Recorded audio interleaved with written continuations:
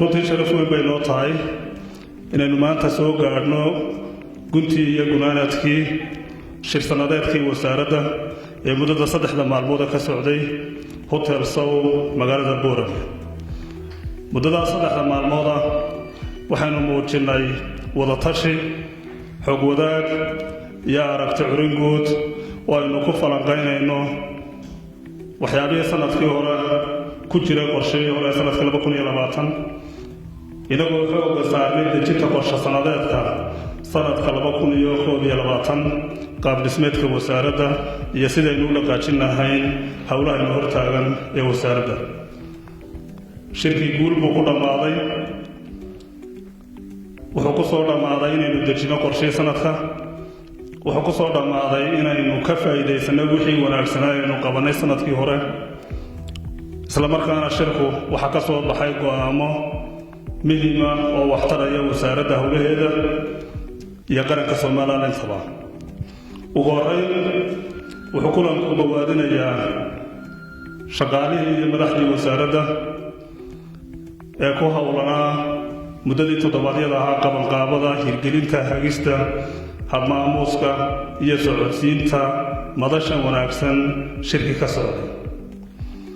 shirku wuxuu isla gartay in la dardargeliyo lana dhammaystiro mashaariicda horumarineed ee socotay sanadkii 2019 u soo gudubtay 2020 ee ka socota gobollada kala duwan ee Jamhuuriyadda Soomaaliland. waxaa la isla gartay in la diyaariyo mashaariicda horumarinta guryaha shaqaalaha oo la dardargeliyo oo la dhaqaajiyo. waxaa ka soo baxay kulankan hirgelinta qorshe magaaleedyada wasaaraddu wadda iyagana in hore loo wado. waxaa xooga la saarayaa fulinta dhismaha buundada ama biriijka magaalada Gabiley iyo sidoo kale qorshe magaaleedka magaalada Boorame. waxaa la dardargelinayaa qabashada kulamada wadaagayaasha wasaaraddu ay mas-uulka ka tahay oo wadaagahaasi wax la isla gartay in la dardargeliyo kulamadiisa sanadlaha, kuwa 3 biloodlaha iyo kuwa kale qorshayaasha lagu diyaarinayaba si loo dardargeliyo dhammaystirka waajibaadkii shaqo ee ka dhashay NDP2 isla markaana loogu diyaargaroobo diyaarinta qorshaha saddexaad ee qaranku yeelan doono iyadoo lala kaashanayo wasaaradda qorsheynta iyo horumarinta qaranka Soomaaliland. waxaa muhiim ah la isla gartay in la sameeyo unugga heeganka ilaalinta dhulka danta guud ee Jamhuuriyadda Soomaaliland oo wasaaraddu ay u daadejin karto ilaa heer gobol si loo sugo amniga iyo badqabka dhulka danta guud ee wasaaradda qaranka mas-uulka uga tahay. waxaa la dardargelinayaa samaynta nashqadaha, qiimaynta iyo tayada guryaha mashaariicda dowladda, kuwa hay'adu qaranka ay ka fulinayaan iyo kuwa dadweynaha, iyadoo loo raacayo jidaynta xeerar ee ku sugan xeer number 71 iyo xeer nidaamyaha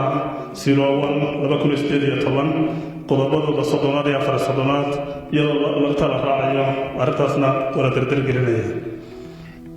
waxaa muhiim ah in la dardargeliyo dejinta iyo samaynta siyaasadaha, habraacyada iyo shuruucda wasaaraddu ay ku shaqaynayso si loo fuliyo adeega ay wasaaraddu u hayso qaranka. waxaa la isla gartay in kor loo qaado tayada, kobcinta, kor u qaadista waaxda howlaha guud ee dowladaha hoose ka howlgasha, taasi oo kor u qaadaysa xidhiidh wanaagga wasaaradda iyo dowladaha hoose ee qaranka Jamhuuriyadda Soomaaliland. waxaa la isla gartay midaynta habka diiwaangelinta iyo sharciyeynta dhulka iyo dhismayaasha ee magaalooyinka iyo degmooyinka dalka. waxaa la diidayaa in habraacyo kala duwan la adeegsado si aanay dadku ugu dhicin jahawareer sharci. waxaana halkaa la gartay in la mideeyo oo nidaam midaysan oo sharci oo habkaa sharciyeynta loo raaco la sameeyo. wasaaradda howlaha guud, dhulka iyo guryeyntu waxay sidoo kale bogaadinaysaa shaqaalihii, howlwadeennadii, injineeradii muddada dheer soo daadihinayay mashaariicda horumarinta dowladda oo tiradoodu gaadhaysa 70 mashruuc oo ka socda dalka oo dhan. injineerada wasaaradda ee halkaa ka shaqeeyana waa la bogaadinayaa, sababtu waxa weeye hawsha nafurka ay wasaaradda u hayaan. wasaaraddu waxay shaqo wanaag ugu baaqaysaa dhammaan wasaaradaha iyo hay'adaha dowladda iyo dadka la shaqeeya wasaaradda si xidhiidh iskaashi oo wacni u dhex maro qodobadaas iyo kuwo kaleba shirkana way ka soo baxeen waxaan rajaynayaa inaynu ku guulaysan doono fulinta qorshe sanadeedkeenna oo runtii ah mid muhiima innaga ayaana inoo taallaa inaan hawshaas u qabanno seexan mayno isdhagan mayno qaranka waxaynu u shaqaynaynaa habeen iyo maalin innagoo qarankeenna iyo caqligeenna iyo aqoonteenna iyo mas-uuliyaddeenna waajibaadba gudanayna diyaar baynu taa u dhannahay midnimada wanaagsan iyo sidayna furkaynu halkan u joognayba waxaanu sanad kadib isku iman doonaa